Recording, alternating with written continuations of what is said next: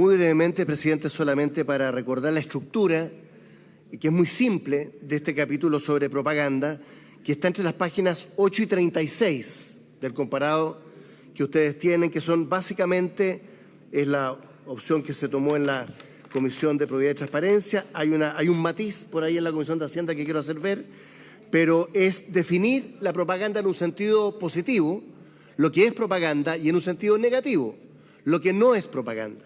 Y en ese sentido se adopta un criterio amplio en cuanto a entender que propaganda electoral es todo evento o manifestación pública y la publicidad, radial, escrita, en imágenes, en soportes audiovisuales u otros medios análogos, siempre que promueva a uno o más precandidatos, candidatos, partidos políticos con fines electorales. O sea, no es solo el soporte, por así decirlo, sino que la finalidad, que es promover a un candidato o candidata o a un partido.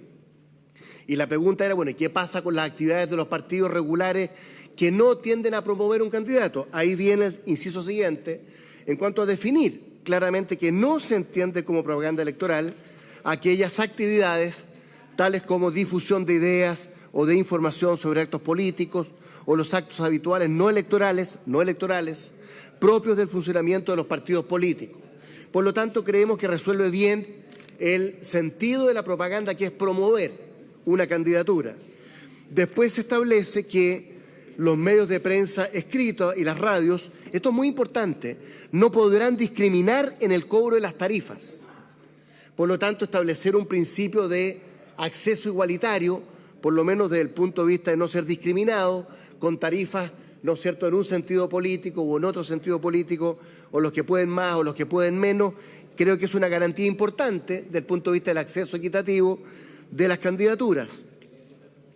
Así como la propaganda en la vía pública, esto es importante porque hay confusión de fecha, eso en los últimos 30 días, cuando se trata de propaganda en medios de prensa o radios, son 60 días. Y por lo tanto creemos que también eso es algo razonable. Luego es importante destacar que se distingue la propaganda en la vía pública. Ahí hay una pequeña diferencia entre la Comisión de Probidad y Transparencia y Hacienda, en el sentido que nosotros considerábamos solamente plazas o parques como vía pública. Hacienda propone plazas, parques u otros espacios públicos. Puede ser porque en todo caso tienen que ser expresamente autorizados por el Servicio Electoral.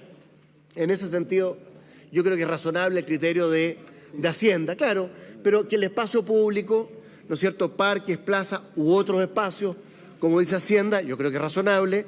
En todo caso, lo tiene que determinar el Servicio Electoral. Esto también tiene un sentido estético y esa especie de saturación que muchas veces se produce en la propaganda en la vía pública, ¿no es cierto?, en periodos de campaña, que genera una reacción adversa en la gente en general, no solo los electores. Y finalmente, porque quiero ser muy breve, en la página 33, esto es hasta la página 36, los candidatos tienen que llevar un registro de brigadistas, de sus sedes y de los vehículos que utilicen, y se establecen determinados tipos de responsabilidades en esa materia. Por lo tanto, yo creo, está entre la página 8 y 35, creemos que estas propuestas, y yo invitaría a aprobar la de Hacienda en el sentido del espacio público, reflejan de manera coherente lo que debieran ser las normas sobre propaganda en la vía pública o en espacios privados, siempre fiscalizados, por supuesto, o autorizados por CERVEL.